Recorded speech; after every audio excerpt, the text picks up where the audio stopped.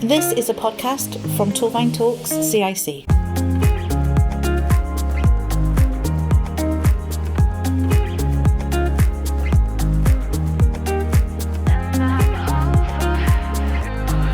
Hello and welcome to another episode of the dementia-friendly Gwent podcast with Torvine Talks CIC. Today we're focusing on the unsung heroes, carers.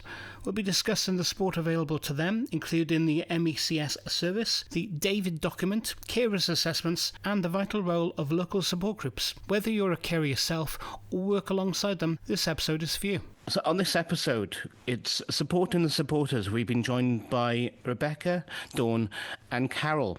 Now, Carol, as someone who's experienced of dementia, what do you think are some of the emotional and practical challenges faced by carers of people living with dementia? Ooh, that's a hard one. Getting the right support, I guess. I spoke last week at the Dementia Friendly Gwent coffee morning, and right at the very beginning of our carers journey, it was really hard to get people to listen to us as a family. My mother-in-law still had capacity at that point, and she would say, I can cope at home. I'm okay at home. I want to go home.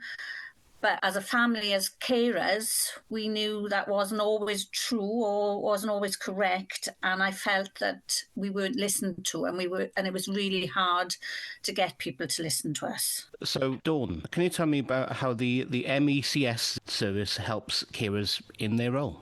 The MECS stands for MECS Education and Carer Service, and what the MECS service can offer is a 6-week information course for all unpaid carers who are looking after somebody living with dementia within Gwent. The course offers advice, support, skills and information to empower carers in the daily caring role. Referrals are accepted from a number of sources, including self-referral, third sector, health and social care.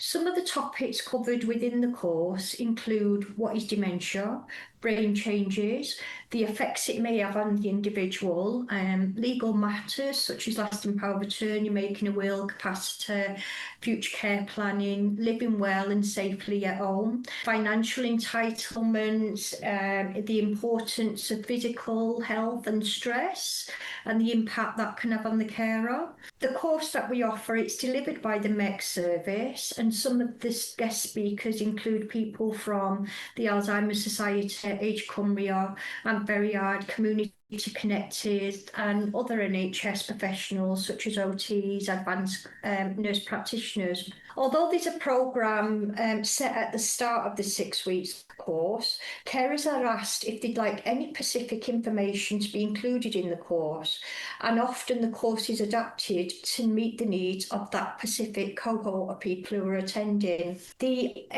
whole ethos of the course is the information gained from the course. Carers will be able to develop a deeper understanding of the illness, non-pharmaceutical interventions and approaches to support them in the caring role. In addition to carers gaining a greater understanding of dementia and the effect it has on the person they're caring for. Also, by attending the course, it assists the carers in their own well-being by having insight and understanding of some of the stress triggers and how to manage this. And I think more importantly, by attending the course, carers are able to share their concerns with other carers, as well as the facilitators. One of the other added bonuses of attending the course is carers who have attended have joined their own WhatsApp group, and therefore they continue to have support from one another, which in turn helps to help them feel less isolated. What about the David document and how it supports personalised care? The Detailed and Vital Information Document, or David as it's now known, is a booklet that I developed to give all carers a voice at a time when they may be unable to communicate important and relevant information. The booklet is divided into 4 sections, and each section is colour-coded for easier access. The sections, when completed by the carer, contain essential information about themselves, essential information about the home environment, essential information about the person they care for, and the final section is essential information that may be required in the event of the death of the carer. My philosophy is that if a carer is able to share the important information about themselves and the person they care for in a structured format, they will be less stressed and anxious, especially in emergency situation.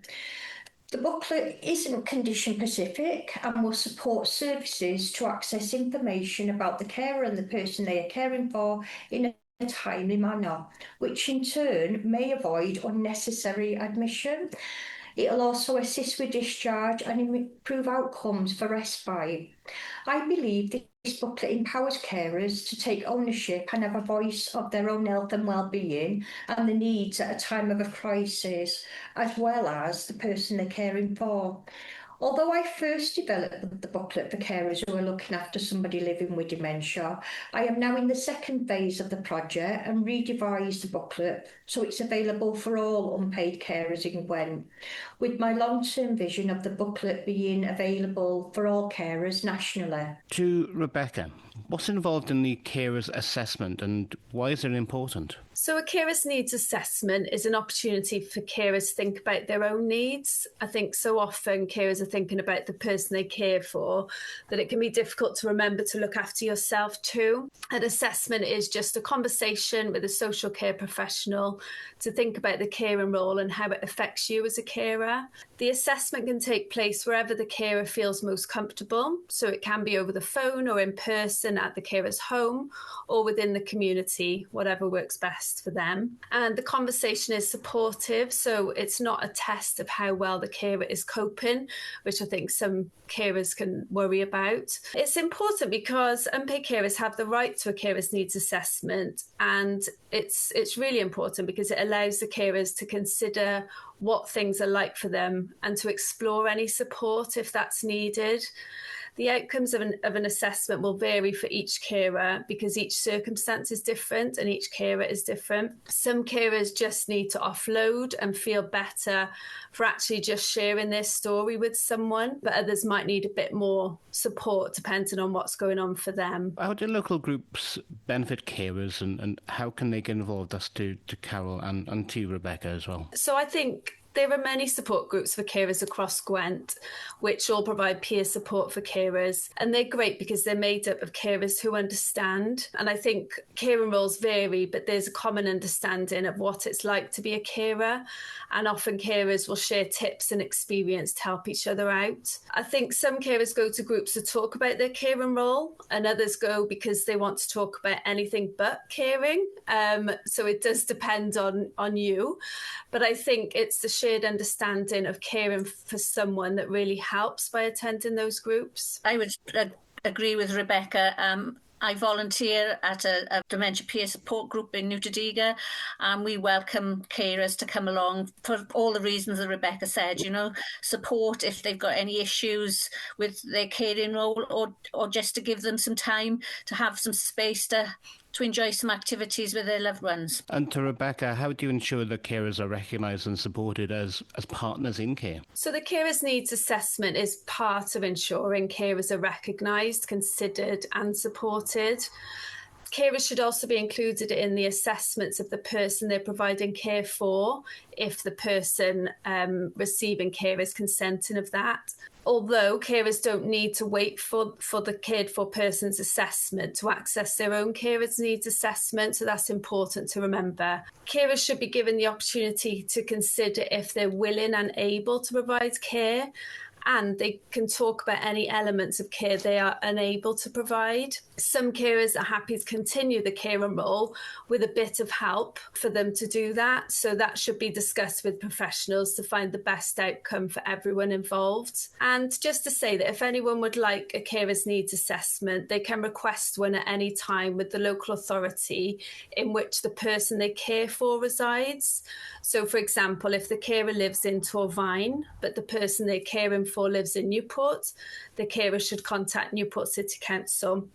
And I believe people can find the contact details for all of the Gwent local authorities in the ABUHB link found in the show notes. A question really to you all. What more needs to be done to support carers across Gwent? Well, I spoke to some of the carers who attend the course that I run, and some of the things that they actually fed back. And one of the most powerful things is, firstly, they feel they have to be acknowledged and listened to, because the feedback is they're often not listened to. And I suppose Carol has just reinforced that from her experience. Another thing which I felt was quite powerful was financial support is a big worry for a lot of carers, because a lot of them are of state age pension, therefore they're not eligible for things such as carers allowance, and often carers have had to give up full-time employment, and therefore there's a loss of income within the household. Other feedback from some of the carers is they would like some respite within their own setting. One lady said she'd think a bank of people who could sit with their loved ones, or a centre they could go to for an hour or two while we fit things in such as dental appointments, hairdressing appointments, and the simple little things that everybody else can take for granted. Another carer actually said she thinks it's making everybody aware, not just for carers who are looking after people with dementia, but all carers, what support is available to them. Because as she was saying, she had no idea about the support and grants and small schemes what are out there available until she actually attended the course that was run by the MECS team. I think you're right that support for carers needs to be more visible and public facing, which can help break down those barriers of access and support. I think there's still some stigma and fear around reaching out for support, and we need to reassure carers as local authorities that we're all here to help, and same with the health board. As we know, services would not cope without the help of unpaid carers, so it's our responsibility to support them where possible. And to Carol? Yeah, I'd agree with everything that's said, but for me, it took me a long time to realise that we were actually carers and then access everything that Dawn and Rebecca have said. So I guess it is support right from the very beginning to once your loved one has had a diagnosis of whatever it is, in this case, it's dementia in our case, is to have that help to realise you are an unpaid carer. Because even now talking to you, I realise that I'm a carer. It doesn't sit very comfortably with me.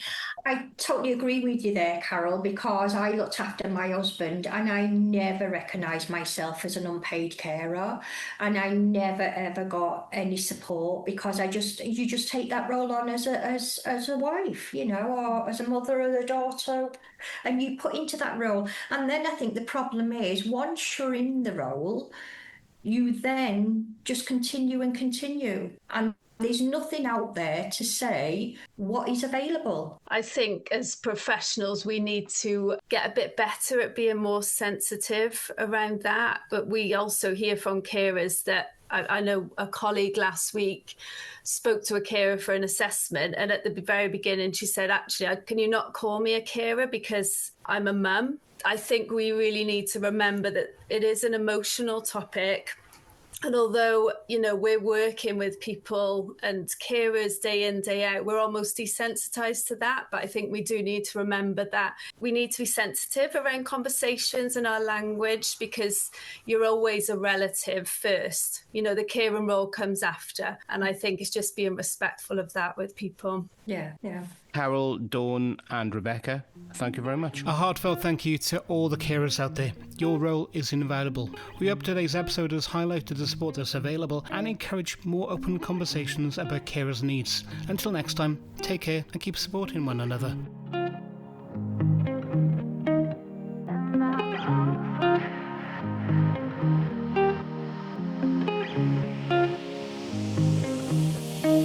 This is a podcast from Torvine Talks CIC. For more details about what we do, look on our website, torvinetalkscic.org.uk.